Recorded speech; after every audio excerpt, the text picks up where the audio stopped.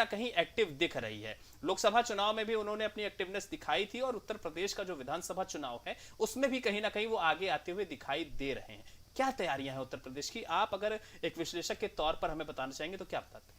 देखिए, सबसे पहले तो मैं ये बताना चाहता हूँ कि 2022 का जो विधानसभा चुनाव है, ये विधानसभा चुनाव सिर्फ उत्तर प्रदेश के लिए उतना मायने नहीं रखता है। उत्तर प्रदेश का 2022 का विधानसभा चुनाव भारत देश की राजनीति की दशा और दिशा दोनों तय करता है। तो 2022 का जो विधानसभा चुनाव होने वाला है वो कहीं ना कहीं देश के लिए एक निर्णायक मोड़ है।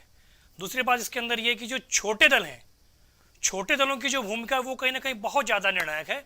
मैं अपनी बात बोलने से पहले यहाँ बोलना चाहता हूँ, भारतीय जनता पार्टी के मेरे सहयोगी जो बैठे हुए हैं, इन्होंने बोला है कि छोटी पार्टियाँ, मतलब इस तरीके से उन्होंने बयान दिया है कि छोटी ही पार्टियाँ, कि उनका कोई अस्तित्व नहीं उत्तर प्रदेश के अंदर, जबकि उनके पास खुद 40 से ज़्यादा पार्टियों का गठबंधन है। आज उत्तर प्रदेश के अंदर भारतीय जनता पार्टी अगर सत्ता के अंदर बैठी हुई है तो कहीं ना कहीं इन छोटी पार्टियों का बहुत बड़ा योगदान है, क्योंकि तो उत्तर प्रदेश तो छोटी पार्टियों के नेताओं को मंत्री बनाया है भाई। उसी बात पे आ रहा हूँ नितिन जी, उसी बात पे आ रहा हूँ। उत्तर प्रदेश का जो चुनाव होता है वो कहीं ना कहीं जातिगत समीकरणों के ऊपर टिका हुआ है। जो छोटी छोटी पार्टियां जो उठ के आई हैं, चाहे संजय जी चौहान की पार्टी हो गई या ओम प्रकाश राजभर जी की पार्टी हो गई या दूसरी जो पार्टियां हो गई, ये कहीं ना कहीं अपने क्षेत्र के अंदर पनपी हुई हैं, जो अपने एक विशेष राजनीति करती हैं, अपने किसी जाति के लिए राजनीति करती, व्यक्ति विशेष के लिए राजनीति करती।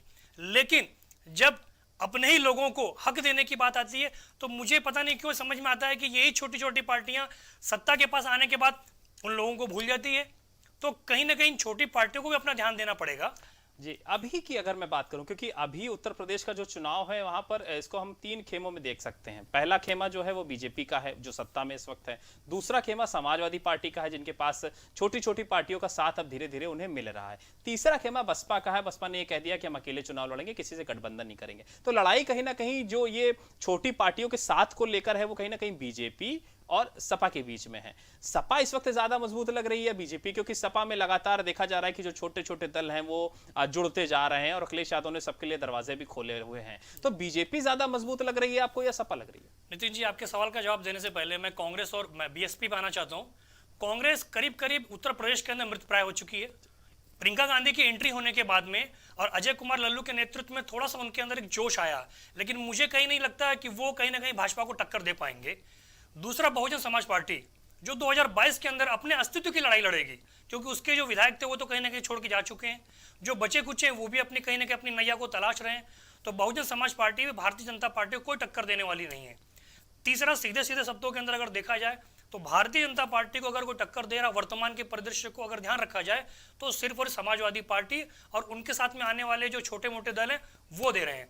आपने बीच में एक सवाल किया था कि शिवपाल सिंह यादव जी की पार्टी के बारे में पूछा था, तो यहाँ पे मैं स्पष्ट कर देना चाहता हूँ कि शिवपाल सिंह यादव जी ने कुछ दिनों पहले एबीपी न्यूज के शिखर सम्मेलन में एक बाइट दी थी। उन्होंने जिस तरीके से एंकर के सामने अपनी मजबूरी को दर्शाया, तो कहीं ना कहीं मुझे भी ऐसा लगा कि प्रदेश का एक दिग्गज नेता जिसने समाजवादी पार्टी की इमारत को खड़ा करने के अंदर अपनी ईंट लगाई है, उसने उसको सींचा है, वो आदमी इतना कैसे नीचे डाउन हो सकता है कि वो गुहार लगा रहा है एंकर महोदय से कि मुझे अखिलेश जी से मिला दीजिए। गुहार क्या थी? कि मुझे अखिलेश जी से मिला दीजिए, क्यों अखिलेश जी तो मुझे मिलने का क्यों नहीं मिलते हैं? ये तो खैर इंटरनल उनका कुछ मामला होगा, सपा का या प्रसपा का या चाचा भतीजे का, उसके अंदर मैं नहीं जाना चाहता। लेकिन शिवपाल सिंह यादव की सांगठनिक क्षमता जो है बहुत ही अद्भुत है। उन्होंने कम समय के अंदर प्रसपा का जो संगठन उत्तर प्रदेश के अंदर जो फैलाया है बहुत ही अद्भुत है। तो मुझे कहीं ना कहीं लगता है कि उनको इस तरीके से झुकना नहीं चाहिए, उन्हें अपनी सांगठनिक क्षमता का परिचय देना चाहिए। आपकी इस बात का मैं मनोज जी से जवाब लेना चाहूंगा। मनोज जी, क्या बात है भाई, शिवपाल जी इतना परेशान है, वो अखिलेश से मिलना चाहते हैं, अखिलेश जी तब समय नहीं दे रहे हैं, वो जगह जगह जाते हैं, जगह जगह मंचों से कह रहे हैं कि मैं मिलना कब से चाह रहा हूं लेकिन मुझसे मुलाकात नहीं हो पा रही है। तो क्यों आप लोग क्यों इतना कम आंक रहे हैं उनको? क्योंकि वो भी पार्टी की नींव उन्होंने ही रखी थी कहीं ना कहीं नेताजी के साथ मिल करके। आज आप लोग उनको समय नहीं दे रहे हैं, क्या बात है भाई? देखिए, उस पर राष्ट्रीय जी का परिवार को लेकर साथ चलते हैं, लेकिन यहाँ पर आपने परिवार को ही अलग कर दिया है। अब आप लोग खुद सोच लो कि किसका आरोप सही है, किसका आरोप गलत। अब ये अगर मैं कहूं, वो कह रहे हैं कि आपके राजनीतिक विश्लेषक परिवार अलग है, वो आरोप लगा रहे हैं कि परिवार की पार्टी है, तो किसका आरोप का जवाब दूं, किसका ना दूं? ये बेवजह आरोप वाला आरोप है। मैं तो सिर्फ ये बोलना चाहता हूं कि समाजवादी पार्टी की जो इमारत है उसको खड़ा करने के अंदर क्या शिवपाल सिंह यादव का योगदान नहीं है? क्या आप उसको नकार सकते हैं? सदैव सत्य बोलने पे आप मेरे विश्वास सवालों से बच रहे हैं, मैं और आपकी मजबूरी जिसका समझ जिसका सकता भी हूं। समाज नहीं, मैं आपकी किसी का मजबूरी बच समझ नहीं रहा हूं, सकता ना ना ना ना ना, मैं किसी का नहीं बता। अच्छा, आप अगर शिवपाल जी की बात करेंगे तो आजम साहब छूट जाएंगे, आजम साहब की बात करेंगे तो आदरणीय राम गोविंद जी चौधरी जी छूट जाएंगे, उनकी बात करेंगे तो हमारे जो आजम खान करण जी साहब थे या गाजीपुर राम गोविंद वाले चौधरी साहब वो की तो अलग छूट पार्टी जाएंगे। है। अरे सुनते जाइए मेरी आप बात, बीच कंपैरिजन में कर रहे हैं जब हम इंटरप्ट दोनों मत नेताओं करिए से, वो प्लीज, दोनों वर्तमान में इंटरप्ट समाजवादी मत पार्टी में करिए। हैं। अगर उनकी बात करेंगे तो आदरणीय जो बाबू वो सत्ता में आने के बाद उन्हीं लोगों के खिलाफ चले गए तो आदरणीय योगी जी ने आपको निकाल के बाहर किया। बैंकों का पैसा लूट करके विदेश भागने वाले गुजराती, आप बताइए ना, गुजरातियों के कब्जे में भारतीय जनता पार्टी हो गई है। आप बताइए उत्तर प्रदेश में राज्यपाल गुजराती, देश का प्रधानमंत्री गुजराती, गृह मंत्री गुजराती, वित्त मंत्री गुजराती, देश का पैसा लूट के भागने वाले गुजराती, क्या बात करते हो? तो ये तो तब भी थे जब आप साथ में थे, किसकी आप बात कर रहे हैं? जब आप साथ आए थे दयाराम जी। कि सारे गुजरातियों को उन्होंने कटघरे के अंदर खड़ा कर दिया। गुजरात भी हमारे देश का एक अंग है और गुजरात ने भी हमारे देश की तरक्की के अंदर अपना योगदान दिया है। तो कुछ एक गुजरातियों की वजह से पूरे गुजरात के लोगों को आपने जो टारगेट किया है, ये पूरी तरीके से निंदनीय है। नहीं, उन्होंने आपको कुछ इसके कुछ ऊपर कुछ गुजरातियों का ही नाम को लिया। छोड़ दी, कुछ गुजरातियों। भार्गव जी आपकी बात सुनी गई थी, भार्गव जी बोलने दीजिए भाई, एक एक करके बात आपकी बात करिए, सुनी एक गई एक थी, एक आप एक। सुनिए। भार्गव जी सुन लीजिए। अभी आप चिल्लाने से आप मंत्री नहीं देखिए बन भार्गव जाएंगे। जी, अगर ऐसे चिल्लाने से मंत्री नहीं बन जाएंगे आप। आपकी बात सुनेंगे, आप सुनिए बात दूसरे की भी, दूसरे की बात सुनेंगे कि नहीं? उसमें क्या गुजरात प्रदेश है? अरे बोलने तो दीजिए भाई, जवाब तो लीजिए। उत्तर प्रदेश नहीं है क्या? बिहार नहीं है, महाराष्ट्र नहीं है? अरे भार्गव जी, आप बताइए, जवाब तो लीजिए पंजाब भाई। नहीं है, पश्चिमी बंगाल नहीं है, सबका साथ दीजिए। ये आप जवाब तो लीजिए। भार्गव जी, चिल्ला के या आवेश में आके अगर आप कुछ बोलेंगे तो आपकी बातें सच नहीं हो जाएंगी, ठीक है?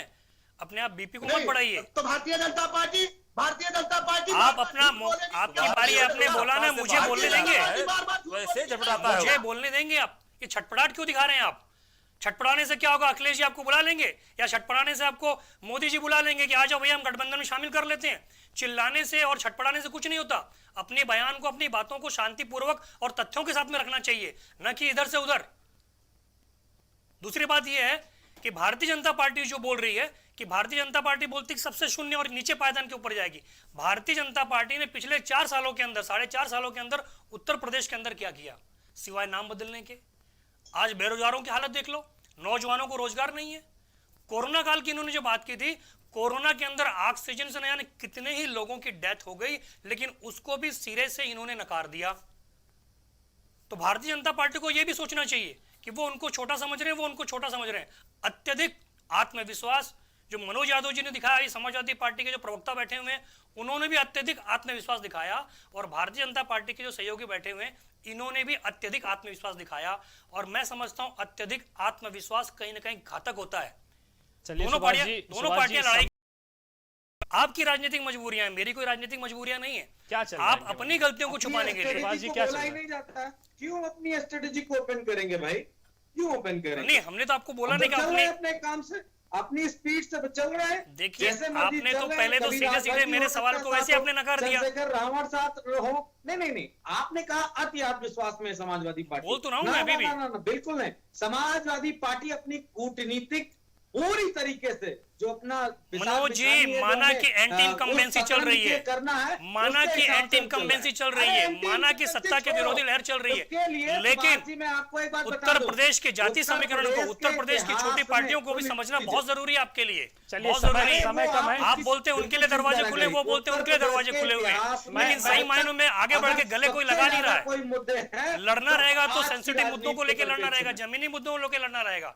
सिर्फ एसी कार्यालय के अंदर से बैठने से लड़ाई नहीं लड़ी जाती। चलिए, अच्छा समय कम है, फिर हम फिर किसी दिन आप लोग को आमंत्रित करके इस विषय पर चर्चा